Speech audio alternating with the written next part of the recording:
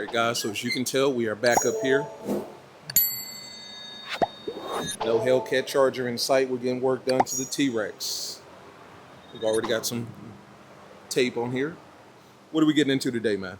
We're doing the Oracle, what's that, 20-inch light bar? And light bar. That's going to go in the opening. Yes. Right below the ram and the grill there. And it's not blue. It's just, that's the Nope, it's the white. film. It's protective film. That's the protective film. That's all it is. And that's going to fit right in here. Perfect. That's going to be perfect right there. Unfortunately, we do have to drill in a little, 2 holes just for the sake of securing it, screwing it down. But otherwise, it's going to look clean. Should be some. Hopefully, it's going to be quick install. Didn't it say 2.5 hours? Yeah, that's what they said. That's for the average person, but clearly not for this guy right here. 3 hours for me. Oh, that's going to be clean. Like, look how just flush that fits.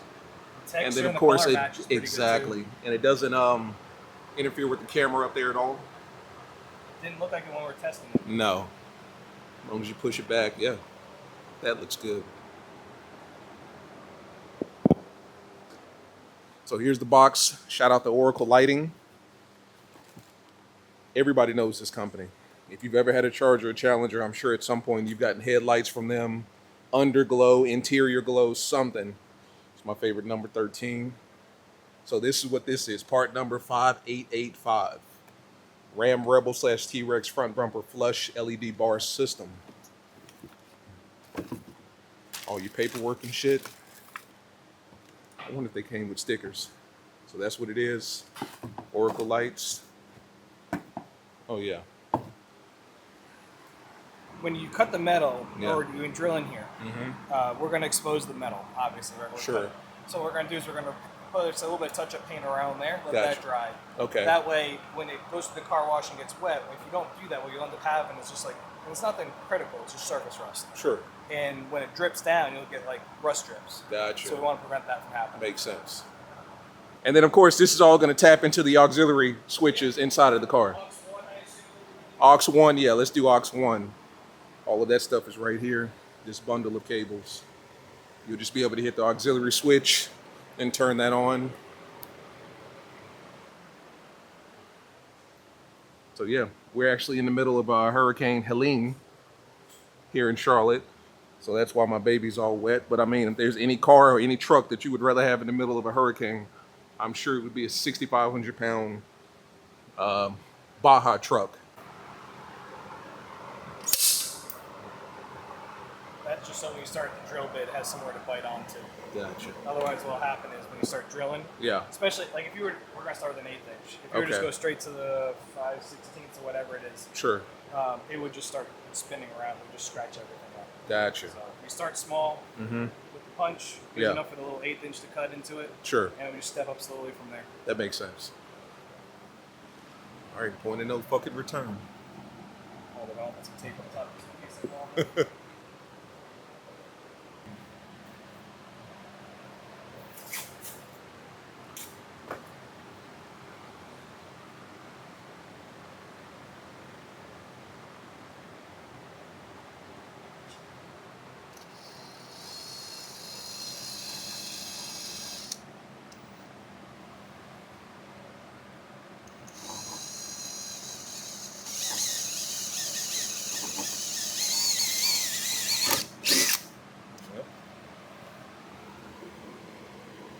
That's what we're going up to. Damn. Okay. So we're really gonna pop that cherry open now, aren't we? I gotta grab one more. We're not gonna go right to that. We're not gonna go right to this. Ease into it, right? Yeah. Fuck. You need a step bit.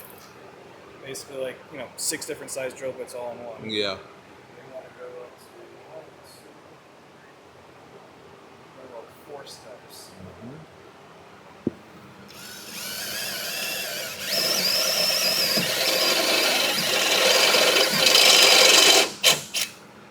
Clean. Should count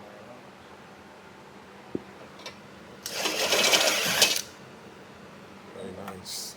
and then that will be the final Size. 1/16 of an inch right there. We'll take off. Cool.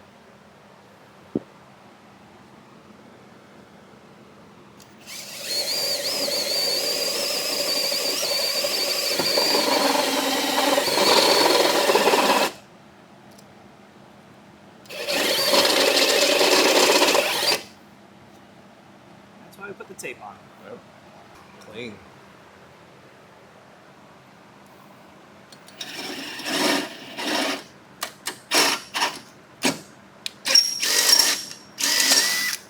Clean.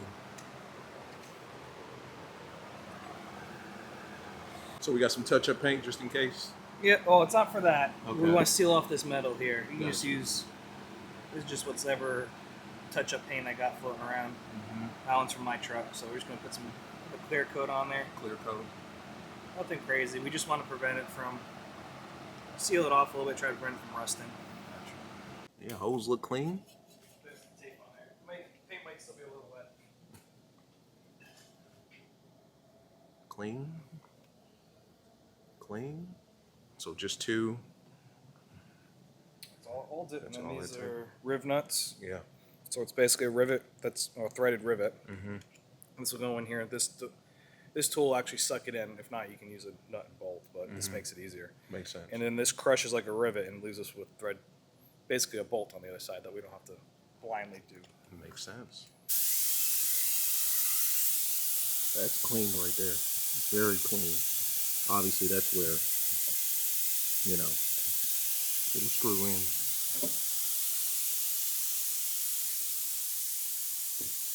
It's important to measure twice and cut once. Do it the right way. That looks OEM right there. So if you ever need to take it off, just a quick Okay. connect right there. Quick connect.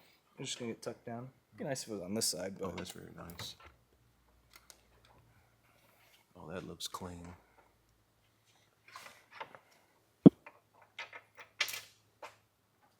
Fuck yeah.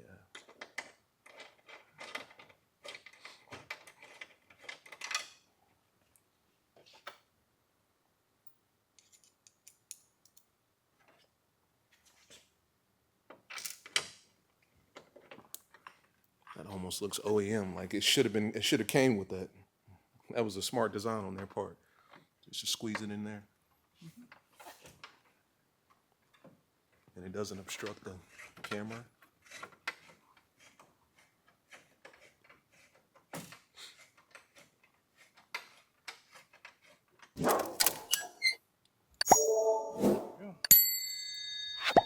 so then you got, what is it, 6? 1, 2, 3, 4, 5, 6. So usually what they'll do, and this is the same on the Fords, they'll have 2 to 4 heavy gauge ones. This is what you would use like light bars and stuff for. Sure, the ones that small require one- a lot of power. Yeah, so light bar is probably gonna be the biggest one. Yeah, Or like if you just wanted like a grill light to turn on and off Sure. with it, you'd use one of the small ones, something with like a single bulb. sure. Or if you need to trigger something else. So for this one, which one are we using?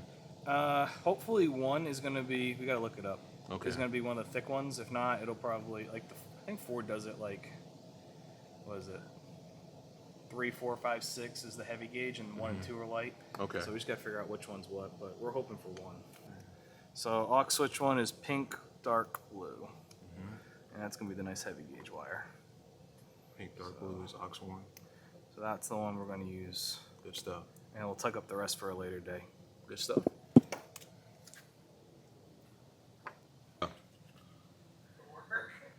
All right, so here's how they're labeled. As you can see, aux 1 is pink, dark blue. Aux 2 is dark green, violet, tan, brown, yellow. And obviously these are color coded. So just don't throw this away. Tape it back up, stick it down. Thus far, we're looking good. Nope, they're right here. Here you go. You only have 4 aux switches. Only 4? Yeah. I thought I had 6. I mean, sometimes I can't count, but Oh yeah. Oh yeah. Absolutely. Damn, that's bright.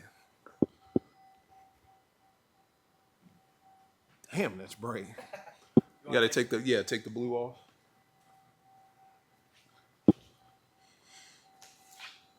fingernails. Absolutely. We'll have to get maybe if we get a break in the rain, we'll put up against the door or something like that. Yeah. Oh, yes. That probably explains it. All right. Yep. So aux 1 turns it on and off. Yeah. And you can actually go into the settings, vehicle. I think I already went there. So on the side here, you go to aux switches, and this controls aux 1 through 4. Yeah. I thought you had 6, but I guess we only give you 4. So we're going to go aux 1. Mm-hmm. So we can change the type. So this is latching. So one press, it stays on. You go to momentary. It just turns on and off. So if you want like a train horn or something, hit it there. So we're going to leave that on latching. Sure. And then ignition, power source. So whenever which are we on? All right. So ignition, obviously, whenever the truck's on, or battery, you can do it at any time. Gotcha. So now the truck is completely off. Yeah. Get the lights still on. Still on. There you go. Yeah, definitely like that. You just got to make sure that you turn it off and it doesn't drain the battery. Yep. Gotcha. Cool. Fucking Oracle, man. Well, there's the bumper. That might be the grill. I can't really tell. I think that's the grill. But either way. If it made a difference, it wasn't anything major. Yeah. Still got access to the front camera. Yeah. Sweet. Everything looks good, man. You just hit that and turn it off. And then, of course, this is how it looks with no lights on. Such a clean look. I mean, that looks OEM. That looks like, it should have came from Dodge that way. Yeah. So shout out to Oracle Lights, man. Talk to my man here, Andrew, Tunes Car Stereo. He's doing off-road, trucks at this point. He's adding that to the off-road lighting. He's doing it all. Good stuff. As always, guys, see you in the next one. Hey guys, late night video here. I did want to give you guys a night perspective of the Oracle light bar up front on the TRX here. So this is my headlights and my fog lights at nighttime. Now, mind you, my windshield is tinted. I got about 35 or 30 on the front windshield and about 4% all the way around. So it's a real dark environment, but that speaks to just how bright this light is. So this is my headlights and my tail lights. I'm sorry, my headlights and my fog lights. And here are my brights. That's my high beams right there. So high beams, low beams with the fog lights. So once I go to the auxiliary button, I got mine listed at number 1. Here is the Oracle light. Extremely bright. Extremely bright. You see what I'm saying? And you can tell the difference between my Oracle light as opposed to my headlights and my fog lights. And even when I try to turn my brights on. So here's my high beams. You can still tell the difference between the Oracle light and my high beams. High beams burn a little bit brighter, or quite a bit brighter than the low beams, as well as the angle is a little bit different. But clearly you can tell between the fog lights, the headlights, as well as the Oracle lights. So let's get out, and I want to show you exactly what it looks like.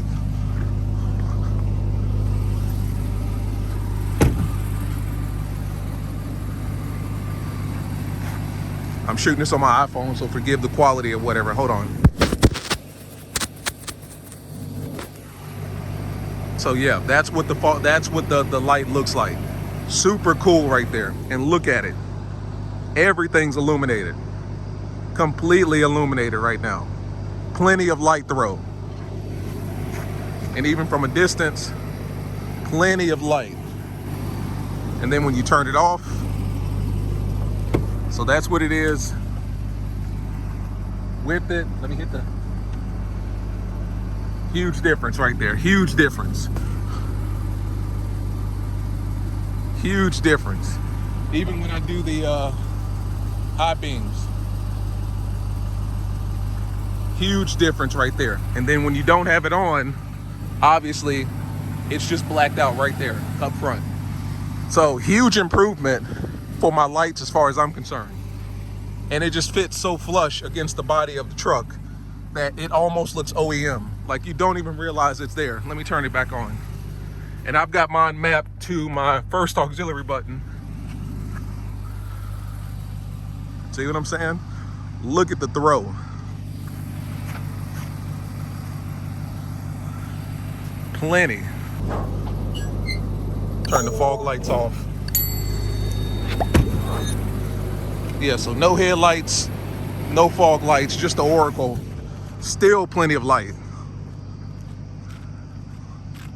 Still plenty of light. Look at that. Here's a look at night. This is with the Oracle light bar on. Completely bright.